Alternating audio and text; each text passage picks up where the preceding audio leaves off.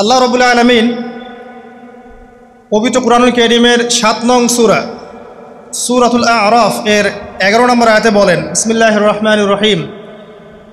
আল্লাহ রাব্বুল আলামিন বলছেন, ওয়ালাকাদ খালাকনাকুম সুম্মা সাওয়ারনাকুম সুম্মা কুলনা লিল মালাইকাতি ইসজুদু লিআদম ফাসাজাদু ইল্লা ইবলিস লাম ইয়াকুম মিনাস সাজিদিন। আল্লাহ রাব্বুল আলামিন বলছেন, ওয়ালাকাদ খালাকনাকুম, নিঃসন্দেহে আল্লাহ রাব্বুল আলামিন সেই সত্তা যিনি তোমাদেরকে সৃষ্টি করেছেন।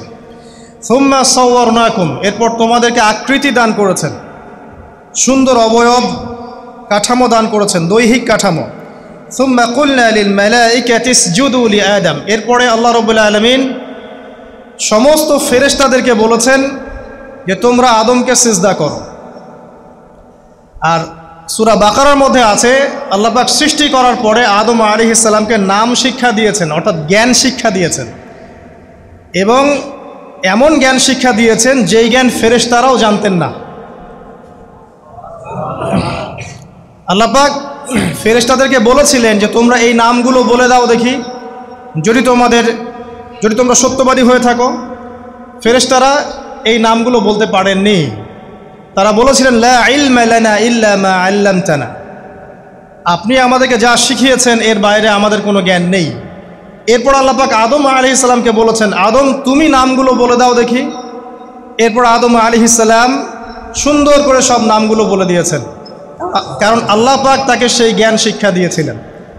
এরপরে আল্লাহ রাব্বুল আলামিন ফেরেশতাদেরকে বলেছেন, তোমরা আদমকে এখন সিজদা করো, কারণ জ্ঞানের মানদণ্ডে আদম তোমাদের চেয়ে শ্রেষ্ঠ। সুবহানাল্লাহ।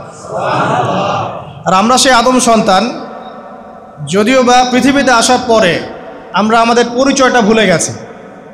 সেই আদম সন্তান, যে আদমকে আল্লাহ রাব্বুল আলামিন ফেরেশতাদেরকে দিয়ে সম্মানিত করলেন, সিজদা করালেন, সেই আদম সন্তান এখন আল্লাহর জমিনে শিরক করে, নবী সাল্লাল্লাহু আলাইহি ওয়াসাল্লামের সুন্নতের অনুসরণ করতে চায় না, নবীদের আদর্শ মানতে চায় না, কোরআন এবং সুন্নাহ মেনে জীবন করতে চায় না।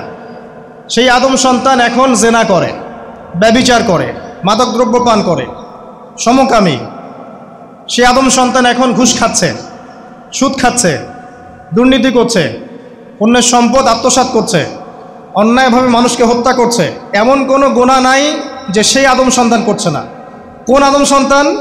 যার পিতাকে আল্লাহ রাব্বুল আলামিন কি করলেন? ফেরেশতাদেরকে দিয়ে সেজদা করালেন। তাহলে চিন্তা করেন যে আমরা আমাদের পরিচয়টা কি পরিমাণ হারিয়ে ফেলেছি।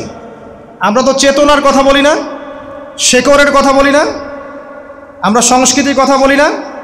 এই কথাগুলো আমরা বলি। আমাদের সত্যিকারের চেতনা হচ্ছে ইসলামিক চেতনা। সত্যিকারের শেকড় হচ্ছে এই শেকড় যে আমরা আদম আলাইহিস সালামের সন্তান, যে আদমকে আল্লাহ রাব্বুল আলামিন ফেরেশতাদেরকে দিয়ে সেজদা করিয়েছেন জ্ঞানের কারণে। আজকে সেই আদম সন্তান দেখবেন জ্ঞান অর্জন করতে চায় না, দিনের জ্ঞান অর্জন করতে চায় না, দুনিয়ার জ্ঞান অর্জন করতে চায়, দিনের জ্ঞান অর্জন করতে চায় না। যে জ্ঞান তাকে পরকালে নাজাতের ওসিলা করবে, সেই কোরআনটুকু তিলাওয়াতও করতে চায় না, তিলাওয়াত করা শিখতেও চায় না, আগ্রহই নাই। তাহলে আমরা কি পরিমাণে আমাদের শেকড়টা ভুলে গেছি, চেতনা হারিয়ে ফেলেছি, আমাদের মূল সংস্কৃতি থেকে দূরে সরে আসছি। একটু চিন্তা করেন। সামনে যাই। আল্লাহ রাব্বুল আলামিন বলছেন, এরপর সুন্দর আকৃতি দিয়ে আদমকে আমি ফেরেশতাদেরকে দিয়ে সেজদা করালাম। ফাসাজাদু, সবাই সেজদা করলো, প্রত্যেকটা ফেরেশতাই কি করলো? সেজদা করলো। ইল্লা ইবলিস, কে সেজদা করলো না? ইবলিস। ইবলিস সেজদা করলো না। ইবলিস কে ছিল? সে কিন্তু কোনো ফেরেশতা ছিল না। সে ছিল একজন জিন। কানা মিনাল জিন্নি, সূরা কাহফে আল্লাহ পাক বলেছেন কানা মিনাল জিন্নি, সে জিনদের একজন ছিল। ঠিক আছে? সে আল্লাহ রাব্বুল আলামিনের এত বেশি ইবাদত করেছিল যে আল্লাহ রাব্বুল আলামিন তাকে এক পর্যায়ে ফেরেশতাদের উপরে একটা দায়িত্বশীল বানিয়ে দিয়েছিলেন। ঠিক আছে? তো কিন্তু তার মনের ভিতরে একটা কেবর বা অহংকার ছিল, যে অহংকারের কারণে সে কিন্তু আল্লাহ পাকের এই নির্দেশটা পালন করলো না, লঙ্ঘন করলো। আমরা সামনে যাই। লাম ইয়াকুম মিনাস সাজিদিন, আল্লাহ পাক বলছেন সে সেজদাকারীদের অন্তর্ভুক্ত ছিল না। কে?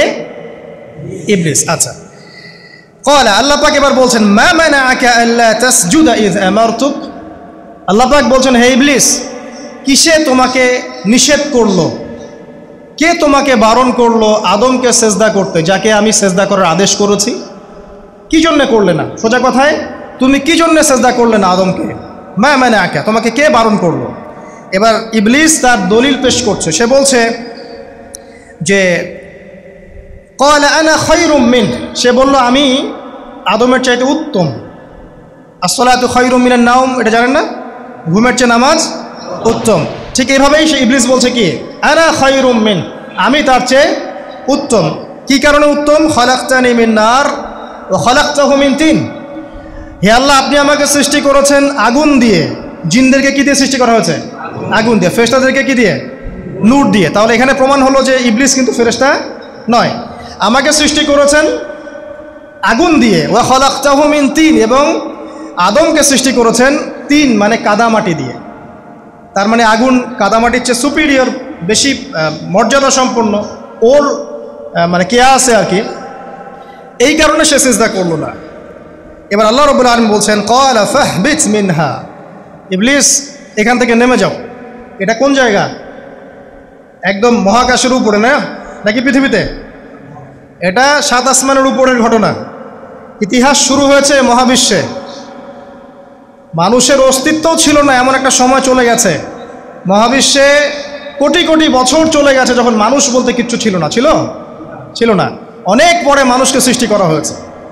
এখন দুনিয়াতে মানুষের চলাচল দেখলে মনে হয় মহাবিশ্বে সে একাই আছে, আর কেউ নাই, তাই না? আচ্ছা, এটা দলিল কোরআনে আছে। সূরা দাহার 1 নম্বর আয়াত পড়ে দেখবেন, হাল আতা আলাল ইনসান হাইনুম মিনাদ দাহরি লাম ইয়াকুন শাইআম মাযকুরা। আল্লাহ পাক বলছেন মানুষের উপরে এমন সময় চলে গেছে যে মানুষ কোনো আলোচ্য বিষয় ছিল না, উল্লেখযোগ্য কোনো বিষয় ছিল না। তো সভ্যতার শুরুর ঘটনা হচ্ছে এটা, মানে মানব সভ্যতার একদম শুরুর শেকড়ের ঘটনা হচ্ছে এটা। একদম শুরুর চেতনা, শুরুর সংস্কৃতি শুরু হচ্ছে এখান থেকে। এবার ইবলিস বলছে আমি সেজদা করব না, বিকজ আমি তার চেয়ে সুপিরিয়র। আপনি তাকে সৃষ্টি করেছেন মাটি দিয়ে, আমাকে সৃষ্টি করেছেন আগুন দিয়ে, আমি তাকে সেজদা করব না। সে আল্লাহ পাকের আদেশ লঙ্ঘনই করলো না, বরং আল্লাহকে উল্টা একটা যুক্তি দেখালো যে আপনি ভুল, আমি ঠিক। নাউজুবিল্লাহ, আপনি আমাকে আদমকে সেজদা করতে বলছেন, এটাই ভুল, বরং উচিত হচ্ছে ও আমাকে সেজদা করবে। নাউজুবিল্লাহ। তো সে কিন্তু আবা ওয়াস্তাকবার, সে উদ্ধত হলো এবং অহংকারও প্রদর্শন করলো। আল্লাহ পাক বলছেন ক্বালা ফাহবিত মিনহা, এখন এখান থেকে নেমে যাও। এই জান্নাতি বলেন আর ওই ঊর্ধ্ব জগতি বলেন, সেখান থেকে তোমরা নেমে যাও, এখন তুমি নেমে যাও। ফামা ইয়াকুনু লাকা আন তাতাকাব্বারা ফিহা, এখানে দাঁড়িয়ে তুমি অহংকার করবে এই অধিকার তোমাকে দেয়া হয় নাই। সোজা কথায় আল্লাহ পাক বলছেন এখানে দাঁড়িয়ে তুমি অহংকার করবে এই অধিকার তোমাকে দেয়া হয়নি। আল্লাহ পাক অহংকারীকে পছন্দ করেন না। অহংকারীদেরকে আল্লাহ পাক কিয়ামতের মাঠে পিঁপড়ার মতো উঠাবেন। তাদের আকৃতি মানুষের সমানও হবে না, ছোট ছোট কালো পিঁপড়ার মতো হবে এবং অন্ধকার ওদেরকে ঢেকে নিবে। তো আমাদের মনে যাদের অহংকার আছে, আল্লাহর রাস্তায় অহংকার ছেড়ে দেই। অহংকার ইলমেরও থাকতে পারে। একজনের অনেক বড় ইলমি ডিগ্রি সার্টিফিকেট আছে, অমুক ফারেক তমুক ফারেক, অমুক মুহাদ্দিস অমুক মুফাসসির, ডাবল ডিগ্রি, এটারও অহংকার থাকতে পারে, ঠিক আছে? আবার অনেকের টাকা পয়সার অহংকার থাকে, অনেকের ক্ষমতার অহংকার থাকে, আবার এখনকার মেয়েদের সৌন্দর্যের অহংকার থাকে, থাকে না? এক এক মানুষের এক একটা অহংকার। অহংকারের ডেফিনেশনটা কি? একজন সাহাবী নবী সাল্লাল্লাহু আলাইহি ওয়াসাল্লামকে বলছেন, ইয়া রাসূলুল্লাহ, আমি পছন্দ করি আমার গায়ের পোশাকটা সুন্দর হোক, আমার জুতা সুন্দর হোক, ঠিক আছে, আমার সুগন্ধি ভালো হোক, দামি হোক, এটা কি অহংকারের পরিচয়? নবী সাল্লাল্লাহু আলাইহি ওয়াসাল্লাম বলছেন না, এটা অহংকারের পরিচয় নয়। বরং অহংকারের পরিচয় হচ্ছে অন্য মানুষকে তুচ্ছ তাচ্ছিল্য করা এক, আর দুই হচ্ছে সত্যকে প্রত্যাখ্যান করা। মনে থাকবে অহংকারের সংজ্ঞা কি? এক, অন্য মানুষকে তুচ্ছ তাচ্ছিল্য করা, আর দুই, সত্যকে প্রত্যাখ্যান করা। এখন সত্য কি? আইনস্টাইনের থিওরি সত্য, নাকি পিথাগোরাসের উপপাদ্যই সত্য, নাকি আমাদের পশ্চিমারা যে সেকুলারিজম, কমিউনিজম, ডেমোক্রেসি ইত্যাদি ইত্যাদি, ন্যাশনালিজম এগুলো দিয়ে দিয়েছে মতবাদগুলো, এগুলোই চূড়ান্ত সত্য? সায়েন্সই কি চূড়ান্ত সত্য? চূড়ান্ত সত্যটা কি আসলে? এক কথায় সূরা কাহফের 29 নম্বর আয়াতে সত্যের সংজ্ঞা আছে। কত নম্বর আয়াতে? সূরা কাহফের 29 নম্বর আয়াতে আল্লাহ পাক বলছেন ওয়াকুলিল হাক্কু মির রাব্বিকুম, হে নবী আপনি বলে দিন সত্য সেটাই, ন্যায় অন্যায়ের চূড়ান্ত মানদণ্ড সেটাই, হক বাতিলের চূড়ান্ত মানদণ্ড সেটাই। কোনটা? যেটা তোমার রবের পক্ষ থেকে নাজিল হয়। সুবহানাল্লাহ। আমাকে বলেন যে রবের পক্ষ থেকে কি নাজিল হয়েছে? একসময় তাওরাত নাজিল হয়েছিল না, ওটাই হক ছিল। ওই সময় কি ছিল? সেটাই হক ছিল। জাবুর ওই সময়ের কি ছিল? হক। ইনজিল ওই সময়ের হক ছিল। এখন কি আছে আমাদের কাছে? কোরআন, এবং এর ব্যাখ্যা হচ্ছে হাদিস। কিয়ামত পর্যন্ত কি অন্য কোনো শরীয়ত আসবে? অন্য কোনো নবী আসবে? কেউ যদি বলে যে অমুকে নবী হবে, সে কি মুসলিম না কাফের? তাহলে কোনো সন্দেহ আছে? যদি কেউ দাবি করে যে মুহাম্মদ সাল্লাল্লাহু আলাইহি ওয়াসাল্লাম শেষ নবী নন, আরও নবী আসতে পারে, নাউজুবিল্লাহ, এবং এই কুফরি আকীদায় বিশ্বাসীকে কেউ যদি কাফের মনে না করে, সেও কাফের হয়ে যেতে পারে। বুঝতে পারছেন? আসেন, তো অহংকারের সংজ্ঞাটা আমরা জেনে নিলাম যে সত্যকে প্রত্যাখ্যান করা, আল্লাহর ওহীকে প্রত্যাখ্যান করা, মানে কোরআন এবং সুন্নাহ থেকে সরে আসা, এটাকে মিথ্যা মনে করা, বা অন্য কোনো মতবাদকে কোরআন সুন্নাহর সমকক্ষ মনে করলেও কুফরি হয়ে যাবে। এরকম মনে করে অন্য একটা মতদর্শ, একটা দর্শন, একটা ফিলোসফিক্যাল থট বা একটা স্কুল অফ থট কোরআন সুন্নাহর চেয়ে ভালো নয় কিন্তু কোরআন সুন্নাহর সমমানের, এটাও যদি কেউ মনে করে, কাফের। কথা কি বুঝতে পারছেন? এটা হচ্ছে অ্যাবসলিউট ট্রুথ, মানে এটা সত্যের একদম সর্বোচ্চ স্টেজ, এর উপরে আর কিছু নাই। ভুলে গেছিলেন ভাই? আচ্ছা, এবার আসেন, আমরা অহংকারের সংজ্ঞা জানলাম, সত্যের সংজ্ঞাও জানলাম। এখানে ইবলিস কি করছে? সে অহংকার প্রদর্শন করছে। সে আল্লাহকে বলছে আপনি ভুল, আমি ঠিক। আদমকে সে তুচ্ছ তাচ্ছিল্য করলো এবং সত্যকে প্রত্যাখ্যান করলো, দুটোই কিন্তু ইবলিস করলো এখানে।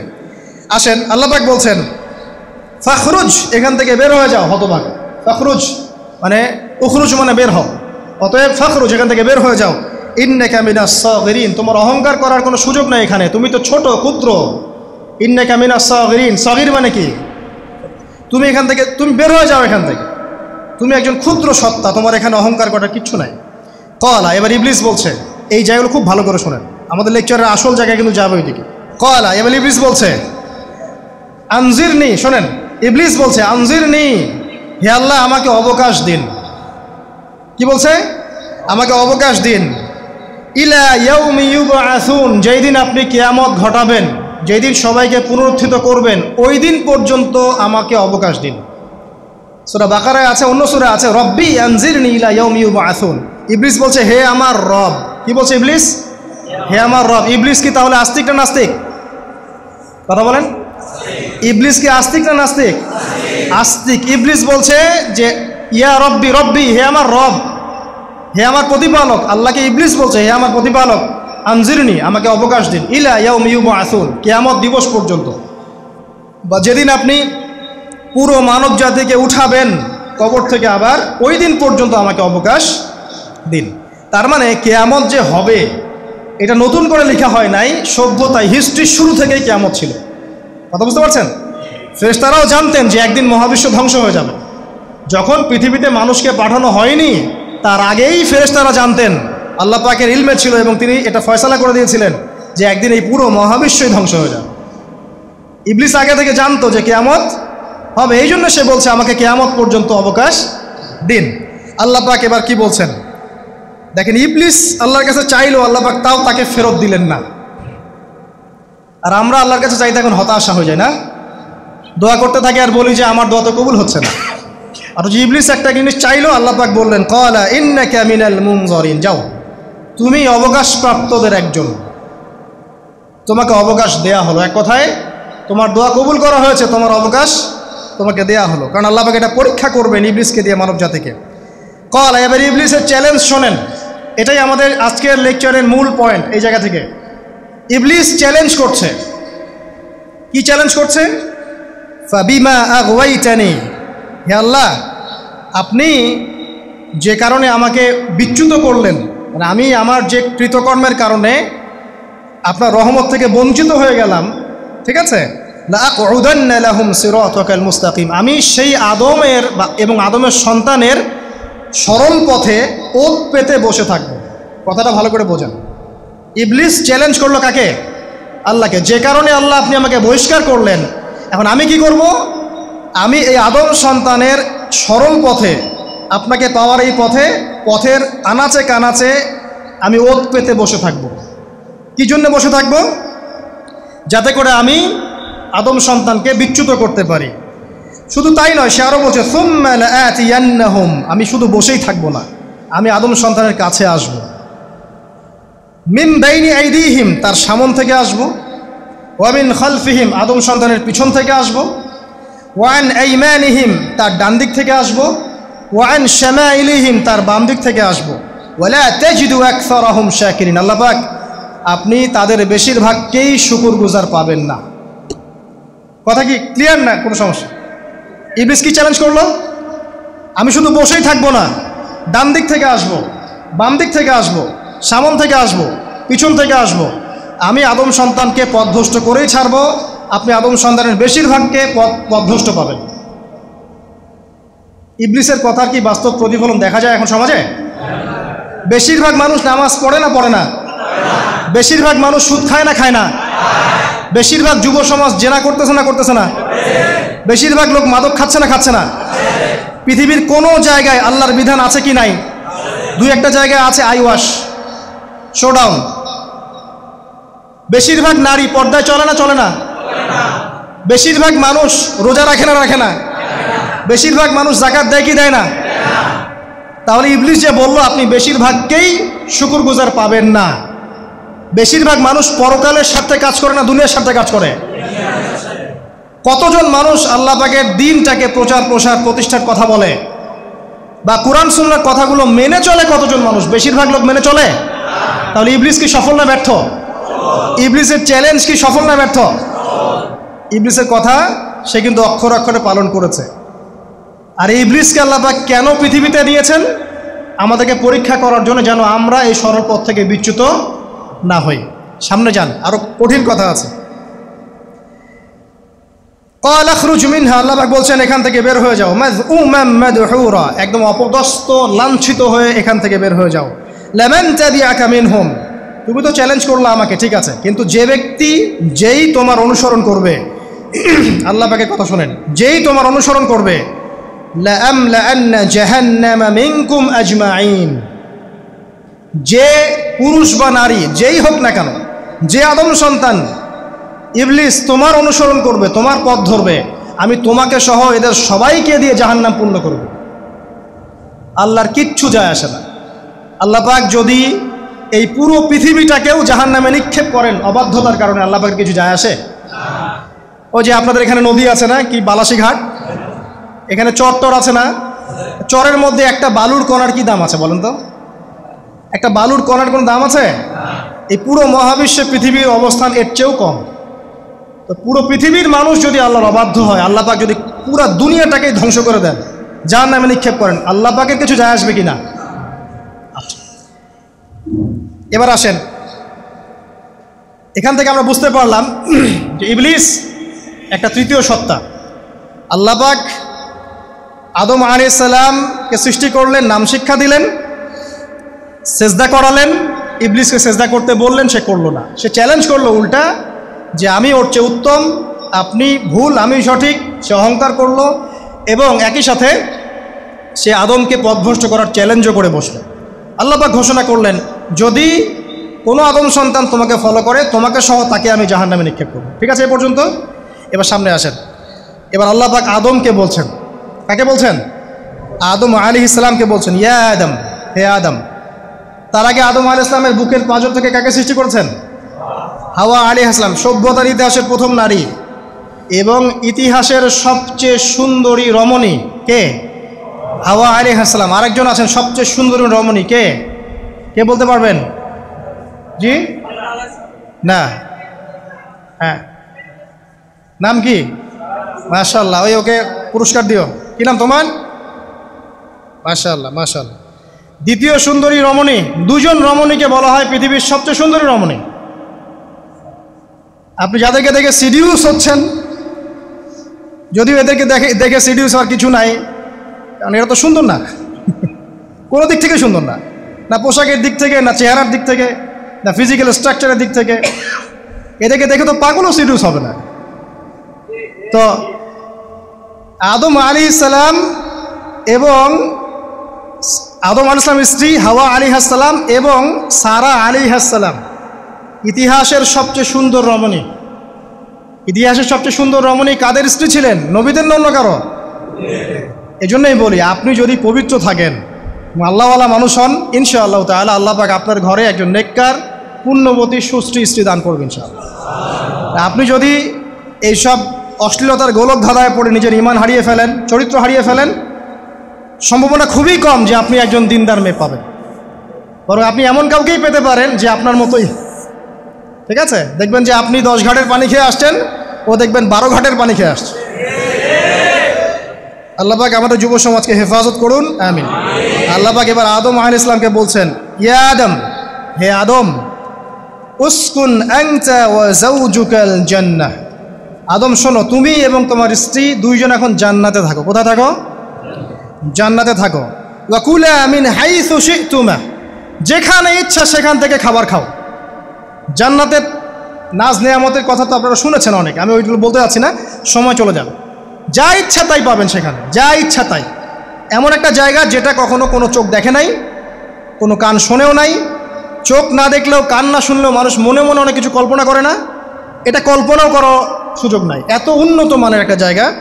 তোমরা দুজন এখানে থাকো, জান্নাতের যে কোনো জায়গায় যাও, খাওয়া দাওয়া করো, কোনো সমস্যা নেই। কিন্তু ওয়ালা তাকরাবা হাদিহি শাজারা, মানে কি, এই যে গাছটা আছে এই গাছের কাছে যেও না। একটা শর্ত খালি দিলাম, গাছের কাছে যেও না। গাছের নাম কি এগুলো আমাদের আলোচনার বিষয় না। বিষয়টা হচ্ছে আল্লাহ পাকের আদেশটা কি। গাছটা আম গাছ হতে পারে, জাম গাছ হতে পারে, কদু গাছ হতে পারে, যে কোনো গাছ হতে পারে। এটা নিয়ে আমাদের কোনো মাথা ব্যথা নাই। মাথা ব্যথা হচ্ছে আল্লাহ পাকের আদেশ, এই গাছের কাছে যেও না, বাস যেও না। আচ্ছা, ফাতাকুনা মিনাজ জালিমিন, যদি চলে যাও তোমরা দুজন এখানে, তাহলে তোমরা দুজন কিন্তু জালেম হয়ে যাবে। আল্লাহ পাকের হুকুম অবাধ্য করলে মানুষ কি হয়ে যায়? জালেম হয়। এই জন্য আমরা দোয়ায় বলি, আল্লাহুম্মা ইন্নী যালামতু নাফসি, বলি না? হে আল্লাহ, আমি আমার নফসের উপর জুলুম করেছি। রব্বানা যালামনা আনফুসানা, বলি না? আল্লাহ, আমরা আমাদের উপর জুলুম করেছি। তো আমরা যখন পাপ করি মানে আমরা জুলুম করে ফেলেছি। তো তোমরা দুজন এই গাছের কাছে যেও না, যদি যাও তাহলে জুলুম করে ফেলবে এবং জালেম হয়ে যাবে। এবার ইবলিস তো আর বসে নাই, সে তো চ্যালেঞ্জ করেছে, করে নাই? আচ্ছা, এবার ইবলিস কি করছে? ফাওয়াসওয়াসা লাহুমাশ শাইতান, এবং ইবলিস এবার এদের দুজনকে ওয়াসওয়াসা প্রদান করতে শুরু করলো। ইবলিস কি করলো? ওয়াসওয়াসা প্রদান করতে শুরু করলো। ওয়াসওয়াসাটা এমন ছিল যে, হাল আদুল্লুকা আলা শাজারাতিল খুলদি ওয়া মুলকিন লা ইয়াবলা। ইবলিস এসে আদম এবং হাওয়া আলাইহিস সালাম তাদেরকে বলতে লাগলো যে, আমি কি তোমাদেরকে এমন কোনো গাছের কথা বলবো যেই গাছের ফল খেলে তোমরা চিরস্থায়ী হয়ে যাবে, কখনো মরবে না, এবং এমন রাজত্ব পাবে যে রাজত্বের কোনো ক্ষয় নাই। ইবলিসের টোপটা কি দেখলেন?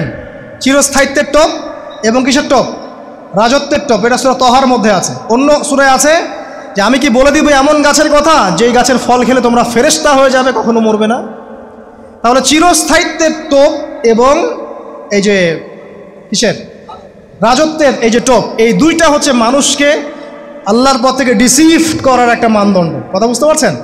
এই পৃথিবীতে যত মানুষ পথভ্রষ্ট হয়ে গেছে, এরা কিন্তু ক্ষমতার জন্য হয়েছে অনেকেই, আর অনেকে চিরস্থায়িত্বের জন্য হয়েছে।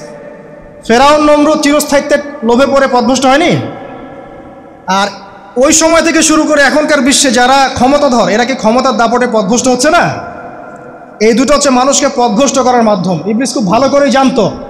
একটা কথা বলি নাই, যখন আদম আলাইহিস সালামকে তৈরি করে রাখা হয়েছে, সৃষ্টি করে রাখা হয়েছে, ইবলিস এর চারপাশে রাউন্ড দিচ্ছিল, তাওয়াফ করছিল, তাওয়াফ।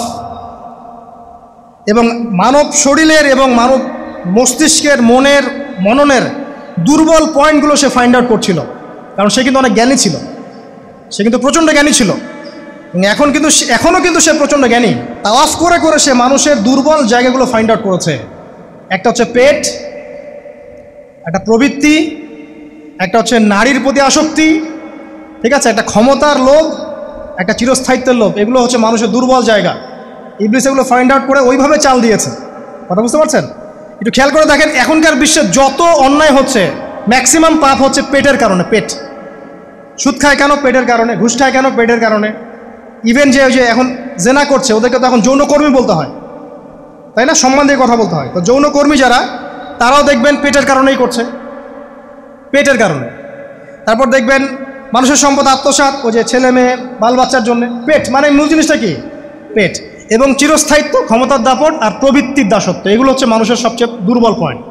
দেখবেন ম্যাক্সিমাম পাপ হচ্ছে মেয়েদের কারণে। মেয়েদের কারণে না? মেয়ের পিছনে। মেয়ের পিছনে আপনি চলে গেছেন, এখানে আত্মহত্যা করছে কেউ, কেউ এখানে আপনার জেনা করছে, কেউ ধর্ষণ করছে, কেউ পরকে লিপ্ত হচ্ছে, মানে মেয়েরই কোনো পাপ।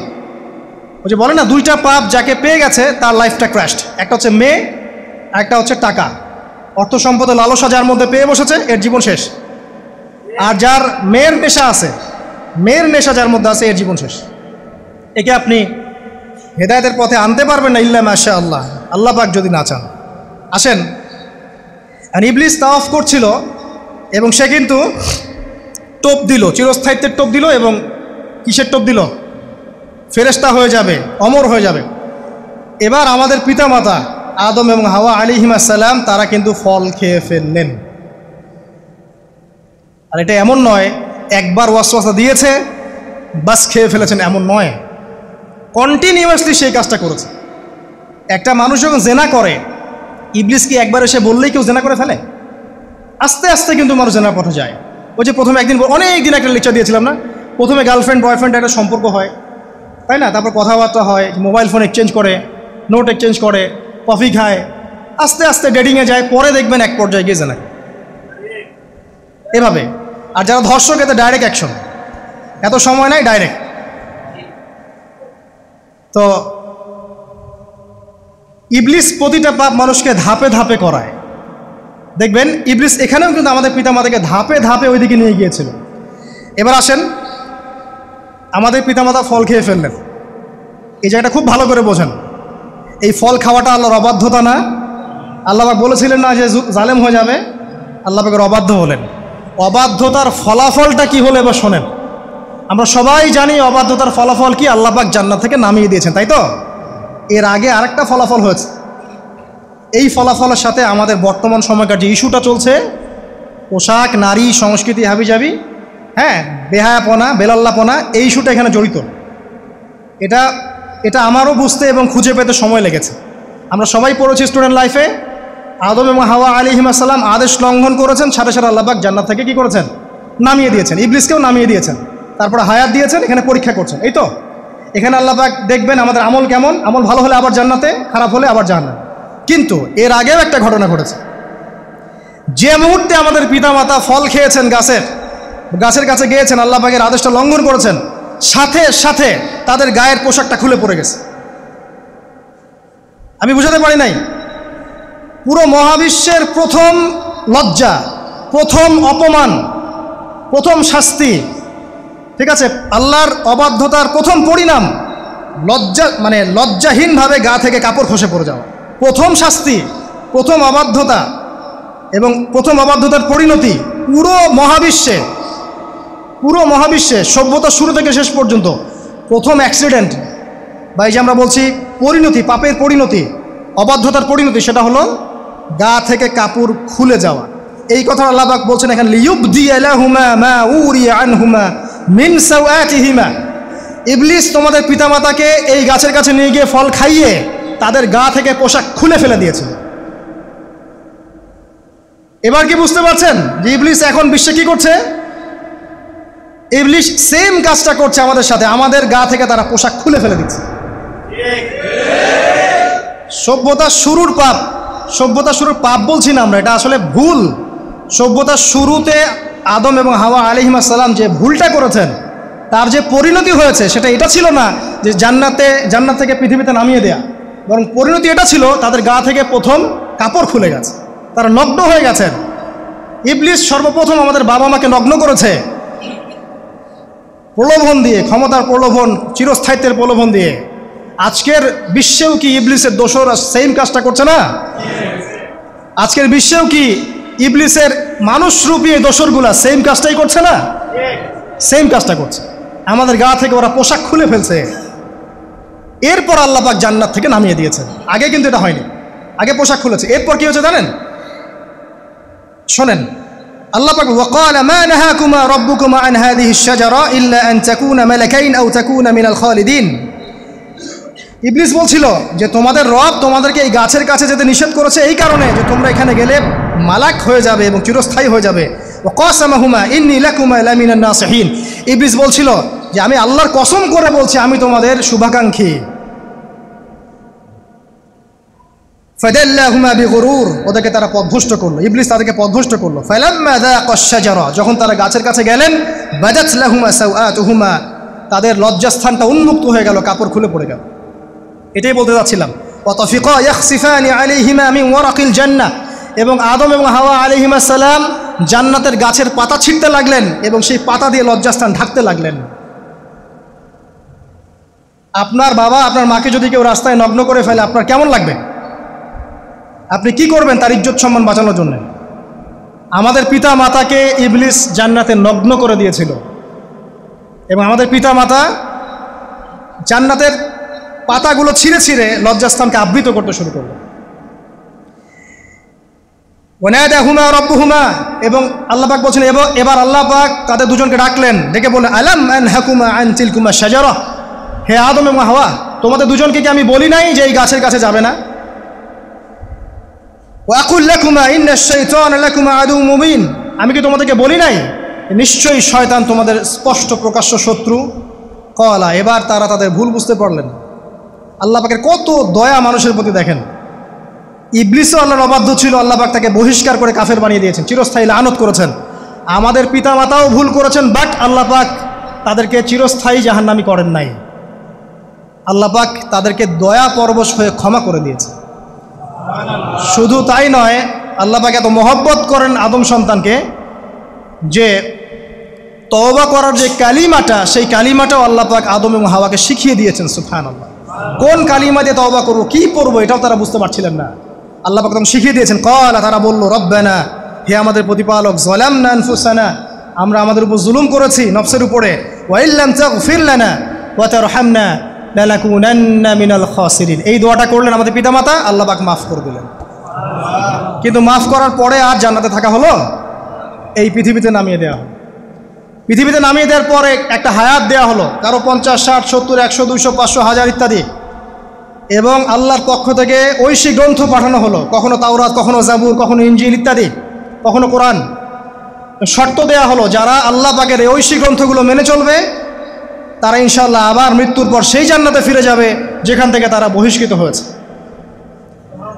আর যে বা যারাই আল্লাহ পাকের এই আয়াত, নিদর্শন এবং ঐশী গ্রন্থগুলোকে অস্বীকার করবে, এটাকে মিথ্যা প্রতিপন্ন করবে, আল্লাহ পাক এদের সবাইকে দিয়ে জাহান্নাম পূর্ণ করবে ইনশাআল্লাহ তাআলা।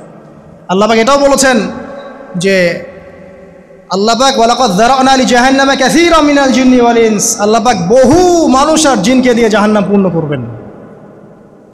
কারণ এই দুই জাতিকে পাঠানো হয়েছিল পৃথিবীতে শুধু আল্লাহর ইবাদত করার জন্য। ওয়া মা খালাকতুল জিন্না ওয়াল ইনসা ইল্লা লিয়াবুদুন, এরা সেটা করে নাই। এই কারণে আল্লাহ পাক হাদিসের মধ্যে জানিয়েছেন প্রতি 1099 জন মানুষকে আল্লাহ পাক জাহান্নামে পাঠিয়ে দেবেন, তবে বেশিরভাগ জান্নাতি হবে এই উম্মতে মুহাম্মাদের মধ্যে। এবার শোনেন, আমাদের পিতামাতার এই পরিণতির পর আল্লাহ পাক যখন আমাদেরকে পৃথিবীতে পাঠালেন, আল্লাহ পাক আমাদেরকে নগ্ন করে পৃথিবীতে রাখেন নাই। সুবহানাল্লাহ। আল্লাহ পাক আসমান থেকে লিবাস পাঠিয়েছেন। এই যে সমাজ বিজ্ঞানের বইগুলোতে লেখা আছে না, মানুষ আগে নগ্ন ছিল, গাছের ছালপাতা পরে থাকতো, তারপরে বন্যপ্রাণী শিকার করতো, গুহায় গুহায় থাকতো। বোগাস, মিথ্যা, বাজে কথা এগুলো সব, একদম টোটাল মিথ্যা কথা এগুলো। আল্লাহ রাব্বুল আলামিন সভ্যতা শুরু করেছেন নবী দ্বারা, সভ্যতা শেষও করবেন নবী দ্বারা। প্রত্যেক যুগে যুগে সভ্যতার ধারক এবং বাহক ছিলেন নবীগণ। আর আদম আলাইহিস সালাম পৃথিবীতে আসার পর নগ্ন হয়ে থাকেন নাই। আল্লাহ পাক আসমান থেকে লেবাস পাঠিয়েছিলেন। সুবহানাল্লাহ। আল্লাহ পাক আমাদেরকে নগ্ন করে রাখেন নাই। এবার দেখেন আল্লাহ পাক কি বলছেন, ইয়া বানি আদম, হে বনু আদম। কাদেরকে বলছেন? আমাদেরকে। কদ আনজালনা আলাইকুম লিবাসান ইউআরি সাওআতিকুম ওয়া রিশা, হে বনু আদম, আমি তোমাদেরকে নগ্ন ছেড়ে দিচ্ছি না, আমি তোমাদের জন্য লেবাস আর পোশাক পাঠাচ্ছি, যেই পোশাক দিয়ে তোমরা তোমাদের লজ্জাস্থানকে আবৃতও করবে এবং সৌন্দর্য বর্ধন করবে। এটা করছি না আমরা এখন? আচ্ছা। ওয়া লিবাসুত তাকওয়া যালিকা খায়র, আর তাকওয়ার লেবাস, তাকওয়ার পোশাকটা হচ্ছে সবচেয়ে উত্তম। যেমন দেখেন আমাদের সতর কি, এই নাভির উপর থেকে হাঁটুর নিচ পর্যন্ত না, তাই বলি কি আমরা সবাই এভাবেই ঘুরি? এটা সর্বনিম্ন একটা স্কেল, তাই না?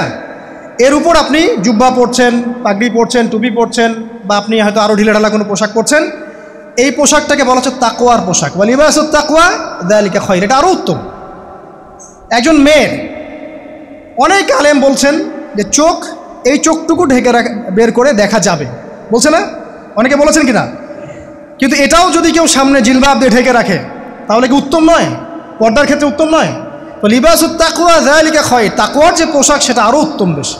নর্মালি তো পোশাক দিয়েছি, তাকওয়ার পোশাক সবচেয়ে উত্তম বেশি। আল্লাহ পাকের একটা সতর্কবাণী শোনেন এবার। যালিকা মিন আয়াতিল্লাহ, এই পোশাকটা আল্লাহ পাকের নিদর্শন। পোশাকটা কি? আল্লাহ পাকের নিদর্শন। লাআল্লাকুম ইয়াযাক্কারুন, যাতে করে তোমরা স্মরণ করতে পারো। কি স্মরণ করব? ওই যে আমাদের পিতামাতাকে নগ্ন করে দিয়েছে ইবলিস, এটা মনে রাখতে পারো তোমরা, এটা আল্লাহ পাকের নিদর্শন। ইয়া বানি আদম, হে বনু আদম, লা ইয়াফতিনান্নাকুমুশ শাইতান। এবার শোনেন, আল্লাহ পাক আমাদেরকে বলছেন, হে বনু আদম, লা ইয়াফতিনান্নাকুমুশ শাইতান, শয়তান যেন আবার তোমাদেরকে ফিতনায় ফেলতে না পারে। পৃথিবীতে তোমরা থাকবে, শয়তানের বহু দোসর তোমাদের সামনে থাকবে, ডানে বামে, যে ডান থেকে আসবে, বাম থেকে আসবে, হ্যাঁ, সামন পিছন থেকে আসবে, মিডিয়ার মধ্যে দিয়ে তোমাদের ঘরে ঘরে ঢুকে যাবে শয়তানের দোসর। লা ইয়াফতিনান্নাকুমুশ শাইতান, শয়তানের দোসররা যেন তোমাদেরকে ফিতনায় ফেলতে না পারে। কে বলছেন? আল্লাহ পাক বলছেন। কিরকম ফিতনা? কামা আখরাজা আবাওয়াইকুম মিনাল জান্নাহ, ঠিক যেভাবে শয়তান তোমাদের পিতা মাতাকে জান্নাত থেকে বের করে দিয়েছিল, ওই রকম ফিতনায় যেন ফেলতে না পারে। ঠিক আছে? ওয়ায়ানজিউ আনহুমা লিবাসাহুমা, এবং শয়তান তোমাদের পিতা মাতার লেবাস খুলে ফেলেছিল, নগ্ন করে দিয়েছিল, নগ্নতা, বেহায়াপন, অশ্লীলতা শিখিয়েছিল, ওইদিকে ধাবিত করতে চেয়েছিল। শয়তানের দোসররা যেন এটা করতে তোমাদের সাথে না পারে, সতর্ক থাকবে। লিউরিয়াহুমা সাওআতিহিমা, যাতে করে তোমাদের লজ্জাস্থানটা উন্মুক্ত হয়ে যায়। ইন্নাহু ইয়ারাকুম, নিশ্চয় শয়তান তোমাদের সবাইকে দেখতে পায়। হুয়া ওয়া কাবিলুহু, সে এবং তার পুরো কবিলার লোকজন। মিন হাইসু লা তারাউনাহুম, এমন জায়গা থেকে যে জায়গা তোমরা দেখতে পারো না।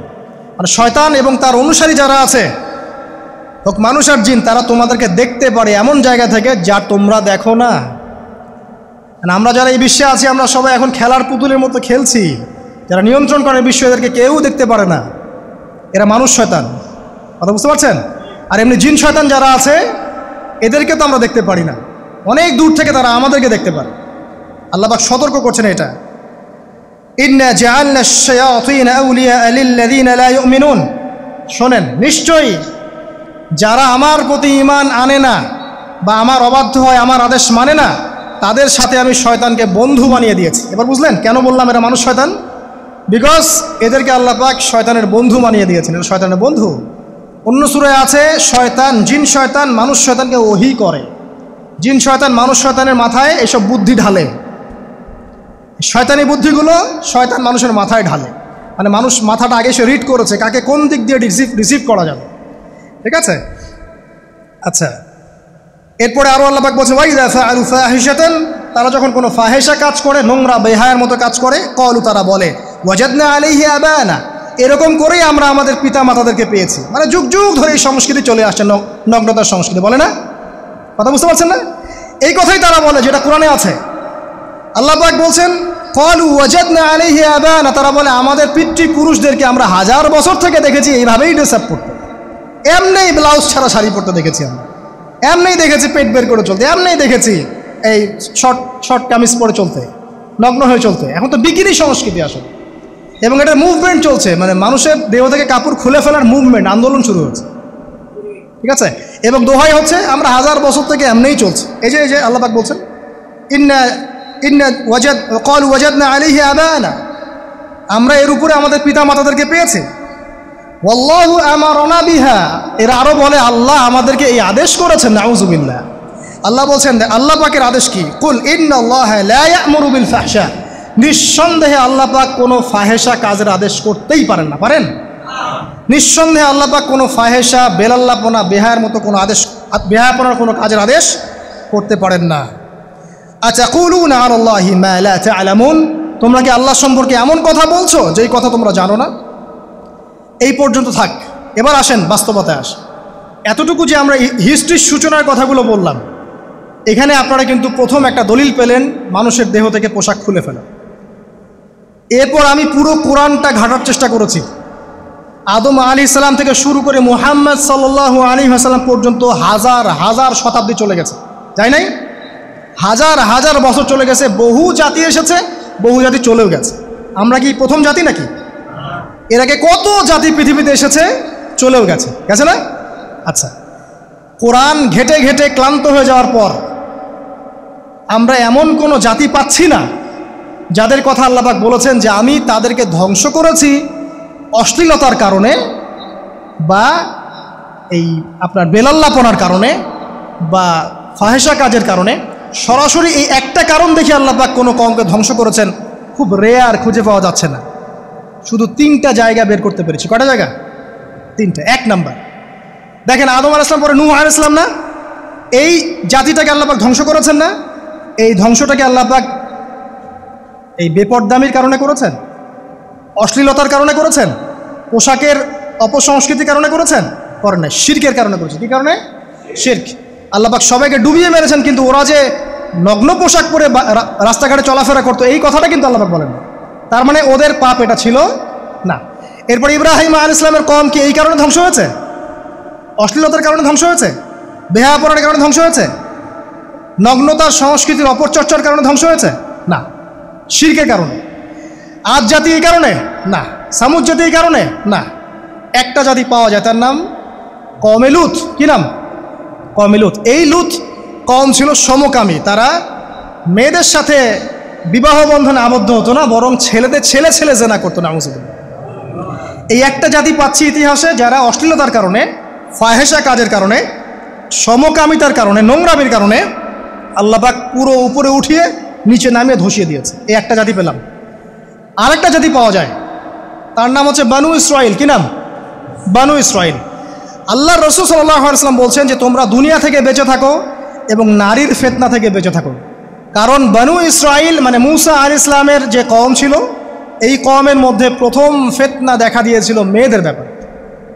এই একটা পেলাম যে মেয়েদের কারণে, বেহায়াপনার কারণে, অশ্লীল পোশাকের কারণে, নগ্নতার কারণে একটা সভ্যতাকে আল্লাহ পাক শাস্তি দিয়েছে। 2টা পাওয়া গেল, ঠিক আছে? 1, 2, একটা লূত, একটা হচ্ছে বানু ইসরাইল, ঠিক আছে? নবী সাল্লাল্লাহু আলাইহি ওয়াসাল্লাম যখন নবী হলেন তখন তিনি সমস্ত অশ্লীলতার শেকড়টাকে উপরে ফেলে দিলেন। সভ্যতার ইতিহাস থেকে শুরু করে আমরা যত জাতির ধ্বংস দেখছি, এই ধ্বংসগুলো শিরকের কারণে হয়েছে, কুফরির কারণে হয়েছে, অবাধ্যতার কারণে হয়েছে। মাত্র কয়েকটা জাতির ক্ষেত্রে অশ্লীলতা, বেহায়াপনা, আপনার ফাহেসা কাজ, এগুলোর রিজন দেখানো হয়েছে। তো এ থেকে একটা বিষয় প্রমাণ করা যায়, এই কথাটা ভালো করে বোঝেন। এ থেকে একটা বিষয় প্রমাণ করা যায় যে যত সভ্যতা ধ্বংস হয়ে গেছে, ওই সভ্যতার মানুষরা আর যাই করুক না কেন তাদের পোশাক আশাক ঠিকঠাক ছিল। কথা বুঝতে পারছেন না? যত সভ্যতা ধ্বংস হয়ে গেছে, আদ, সামুদ, নূহ, ফেরাউন, ঠিক আছে, যত সভ্যতা ধ্বংস হয়ে গেছে, তাদের আর যত পাপী থাক, হয়তো কেউ অহংকারী ছিল, কেউ কুফরি করেছে, কেউ শিরিক করেছে, হ্যাঁ, কেউ সন্তানদেরকে হত্যা করেছে, কেউ মানুষ হত্যা করেছে, কেউ জুলুম করেছে, কেউ অহংকার করেছে ইত্যাদি, কিন্তু তাদের পোশাক আশাক শতাব্দীর পর শতাব্দী ঠিকঠাকই ছিল। এটা নিয়ে আল্লাহ পাক কোরআনে খুব বেশি কথা বলেন না। তার মানে বোঝা যায় যে এটা রিমার্কেবল কোনো কথা বলার বিষয় ছিল না, আল্লাহ পাক বলেন। অর্থাৎ যুগ যুগ ধরে মানুষের শালীনতার পোশাকটা ঠিকই ছিল, কারণ মানুষ জানতো যে তাদের পিতামাতাকে আল্লাহ পাক, তাদের পিতামাতাকে ইবলিস নগ্ন করে দিয়েছিল জান্নাতে। এই কথাটা মানুষের মাথার মধ্যে ছিলই, এবং বিভিন্ন ধর্মগ্রন্থে এটার অস্তিত্ব আছে। আপনি শুধু ইসলাম না, অন্য যে কোনো ধর্মগ্রন্থ ঘাটেন, হিন্দু ধর্মগ্রন্থ ঘাটেন, সেখানে দেখবেন বলা হচ্ছে যেন মেয়েরা পর্দায় থাকে। দেখেন, পরে দেখেন, বেদের মধ্যে এটা আছে, আমি গতকালকেও স্টাডি করেছি। এবং খ্রিস্টান ধর্মগ্রন্থ পড়েন, সেখানে দেখবেন লেখা আছে, ওদের যে নিউ টেস্টামেন্টে আছে, দেখবেন যে যারা মাথার চুল দেখিয়ে বেড়ায় তাদের শাস্তির কথা বলা হয় যে চুল যেন কেটে দেওয়া, ওদের ধর্মগ্রন্থে আছে। যারা জিউস, যারা পুরো বিশ্ব মুসলিম থেকে অত্যাচার করে থাকে, এদের ধর্মগ্রন্থেও পর্যন্ত আছে যে যখন ইসহাক আসছিলেন, একজন নারী জিজ্ঞাসা করলেন কে আসছেন, তার ভৃত্য বললেন যে আমার প্রভু আসছেন। তখন তিনি নেমে নিজে একটা ঢিলাঢালা পোশাক পরলেন, তারপর সামনে গেলেন। শুধুমাত্র ইসলাম ধর্মে নয়, যত ধর্ম চলে গেছে পৃথিবীতে, সমস্ত ধর্মের মধ্যেই নারীদের শালীন পোশাকের কথাটা বর্ণিত আছে এখন পর্যন্ত। তার মানে যারা এখন অশালীন বিষয়ের দিকে মানুষকে ধাবিত করতে চায়, এদের আসলে কোনো ধর্ম নাই। সিম্পল। ধর্মের সাথে এদের কোনো সম্পর্ক আসলে নাই। আর আমরা কিন্তু কথা বলছি ধর্মের বেসিসে, হোক সেটা হিন্দুইজম বা খ্রিস্টানিজম বা জিউডিজম বা ইসলাম, আমরা ধর্মের বেসে কথা বলছি। এখন আমরা এর বেসিসে দেখব কোনটা ঠিক কোনটা বেঠিক। তাই না? কোনটা সত্য কোনটা মিথ্যা, কোনটা ন্যায় কোনটাও নয়, তখন আমরা এর বেসিসে দেখব, অন্য কোনো ভিত্তির বেসিসে দেখব না। এখানে চেতনা, যুগ যুগ ধরে চলে আসে সংস্কৃতি, আমাদের বাপদাদা দোহাই, এইসব ইস্যু টানা যাবে না।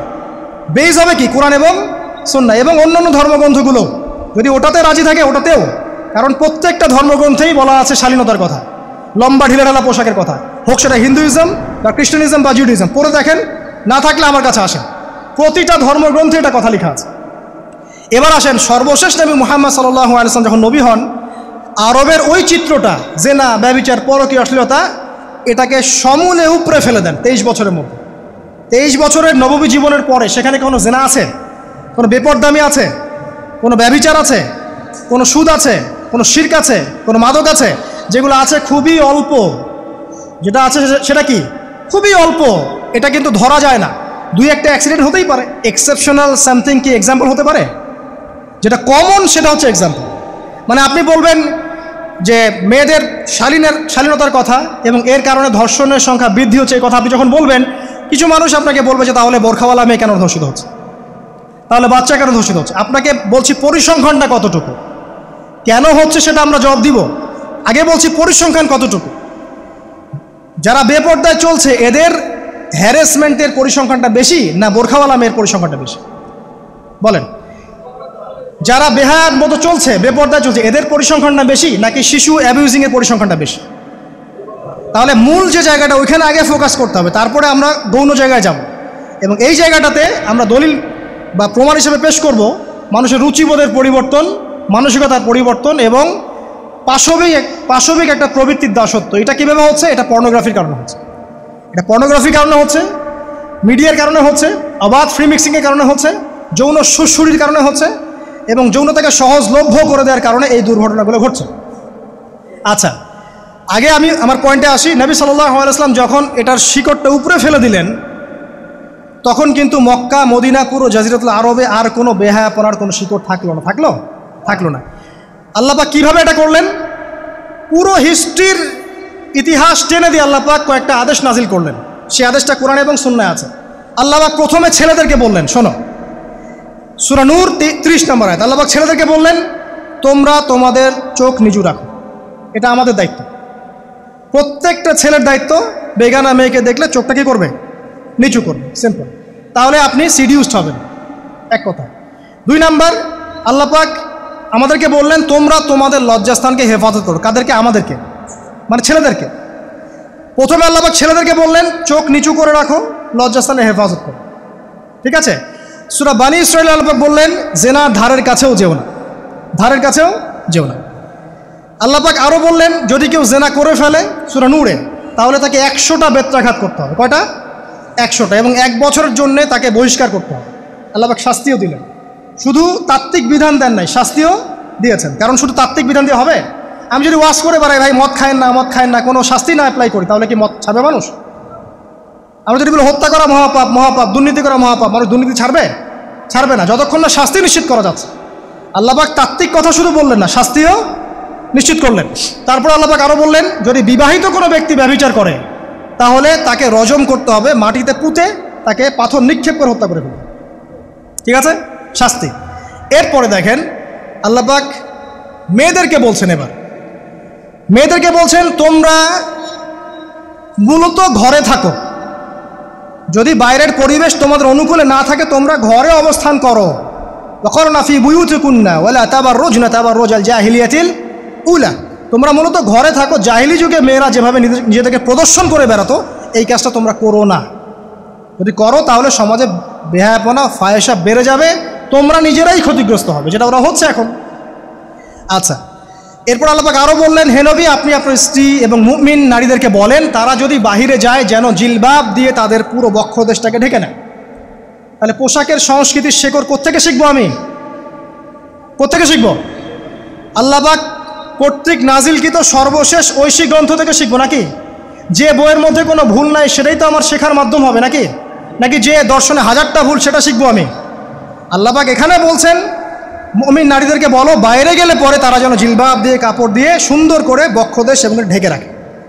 বোরখার কথা এখানে নাই শব্দ, ঠিক আছে? ঢেকে রাখা ঢিলেঢালা পোশাকের কথা এসেছে। আচ্ছা আসেন, বললেন যে তোমরা অমুক অমুক অমুক অমুক, যেমন আপনার বাবা, আপনার ভাই, আপনার এই যে সন্তান, এই যে মাহারাম যারা আছে, এদের সামনে ছাড়া অন্যদের সামনে যখনই যাবে তোমরা কিন্তু হিজাব অবলম্বন করবে। তা আল্লাহ পাক হিজাবের বিধান দিলেন, চক্ষু নিচু করতে বললেন, লজ্জাস্থানের হেফাজত করতে বললেন, এবং যদি এর পরেও কেউ ভুল করে ফেলে তাহলে আল্লাহ পাক শাস্তির কথা বললেন। আল্লাহ পাকের সিস্টেমটা সুন্দর হলো না? এই সিস্টেমটা নবী সাল্লাল্লাহু আলাইহি ওয়াসাল্লাম অ্যাপ্লাই করলেন, সমাজ থেকে সমস্ত জেনা ব্যভিচারের ভিত্তি উঠে চলে গেল। সুবহানাল্লাহ বলবেন না? সুবহানাল্লাহ। এটা হলো অবস্থা। তারপর আল্লাহ রাব্বুল আলামিন শুধু পর্দার কথা বলেই ক্ষান্ত হলেন না, কারণ একটা বিধান দিলেই মানুষের সব কিছু সলভ হবে না। আল্লাহ পাক, শোনেন, এদিকে মনোযোগ দেন, আল্লাহ পাক এর পাশাপাশি আমাদেরকে 5 ওয়াক্ত নামাজ পড়তে বললেন। ঠিক আছে, নামাজ পড়লে মানুষ ভালো হবে, নৈতিকতা শিখবে, আল্লাহর সাথে ক্লোজ সম্পর্ক হবে।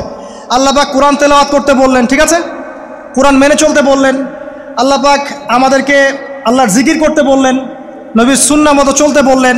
আমি যেটা বলতে যাচ্ছি যে আল্লাহ পাক শুধু পর্দার কথাগুলো বলেই একটা বিধান দিয়ে শেষ করে দিলেন না, কারণ শুধুমাত্র হিজাবের সাথেই পুরো সোসাইটির সমস্যাগুলো জড়িত না, এখানে আরও অনেক বিষয় আছে। যদি আপনি নৈতিকতা না শেখেন, একটা বোরখাওয়ালা মেয়েকে আপনি টিস করতে পারেন।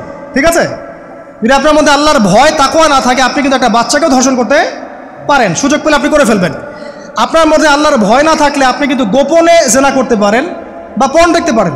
তাই আল্লাহ পাক শুধু হিজাবের বিধানটা দিয়েই ক্ষান্ত হলেন না, আল্লাহ পাক আনুষঙ্গিক আরও অনেক কথা বললেন, যে তোমরা পবিত্র হও, বেশি বেশি আল্লাহর জিকির করো, 5 ওয়াক্ত সালাত নামাজে পড়ো, কোরআন তেলাওয়াত করো, নবীর সুন্নাহ মেনে চলো, দিনই কাজে ব্যস্ত থাকো, সৎ কাজের আদেশ করো, অসৎ কাজে নিষেধ করো। মানে এই সবগুলো কাজ যখন একসাথে হবে, আপনার মনটা কি হবে? পবিত্র হবে। আপনার মনের মধ্যে আল্লাহর নূর চলে আসবে। আপনার মনে আল্লাহর নূর চলে আসবে, তখন এইসব অন্ধকার বা এই যে জাহিলিয়াতগুলো আপনার কাছে ভালো লাগবে না।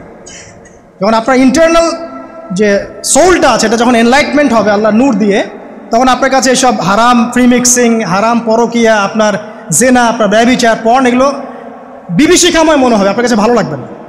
আল্লাহ পাক অন্তর্জগৎটা পরিবর্তন করার জন্য আমাদেরকে এই সিস্টেমগুলো দিলেন। শুধু হিজাবই করবে, দিস ইজ নট নেসেসারি। এর সাথে আরও অনেক বিষয় থাকবে, নামাজ, রোজা, হজ, জাকাত, হ্যাঁ, হজ, উমরা, তাজকিয়া, জিকির আজগার, কোরআন তেলাওয়াত, আমর বিল মারুফ, নাহি আনিল মুনকার, সব একত্রিত হবে। আবার হিজাবও চলবে। এরপরে যদি কেউ সীমা লঙ্ঘন করে, শাস্তিও আছে। পুরো সিস্টেমটা সুন্দর না?